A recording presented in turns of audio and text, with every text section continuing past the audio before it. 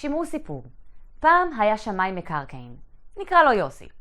ליוסי הייתה פרסומת קבועה בעיתון העירוני שהייתה מניבה לו 2 פניות בשבוע ו8 פניות בחודש. מתוך סך הפניות, רק אחת הייתה נגמרת בעסקה. ככה עבד יוסי במשך כמה שנים, עד שהחליט שהוא רוצה להקים אתר אינטרנט שיתאר את השירותים שהוא מציע. האתר יהיה מקום אחד שבו יוכל יוסי לענות על כל השאלות ולחסוך לעצמו זמן יקר. יוסי בנה את האתר, אבל אנשים לא הגיעו. יוסי התחיל לקדם את האתר שלו באמצעות פרסום ממומן במנוע חיפוש גוגל וברשתות החברתיות פייסבוק ואינסטגרם. פתאום התחיל יוסי לקבל בין 5 ל-6 פניות ביום. חלק דרך הוואטסאפ, חלק דרך הטלפון וחלק דרך טופס צור קשר שמופיע באתר. בבת אחת התקדם יוסי מעסקה בחודש לעסקה בשבוע.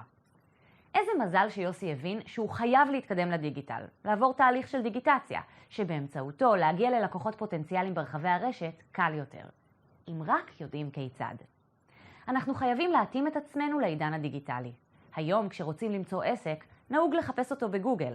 כשרוצים לשמוע חוות דעת על עסק כזה או אחר, נהוג לחפש ברשת החברתית פייסבוק, וכשרוצים לקבל הרגשה של הצבעים של מקום, של טעמה ושל ריחותיו, פותחים אינסטגרם, כי תמונה אחת שווה 1000 מילים.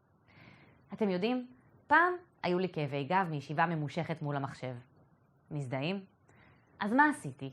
הלכתי לרופא והוא המליץ על כיסא אורתופדי. אז הלכתי לחנות אחת, ולא היה להם את הכיסא. נסעתי לחנות אחרת, וגם שם לא היה. חיפשתי וחיפשתי עד שהתייאשתי. אם כל זה היה קורה אתמול, הייתי מספרת לכם שנכנסתי לגוגל, הקלדתי את המילים כיסא אורתופדי למניעת כאבי גב, ועלו לי כל כך הרבה אפשרויות.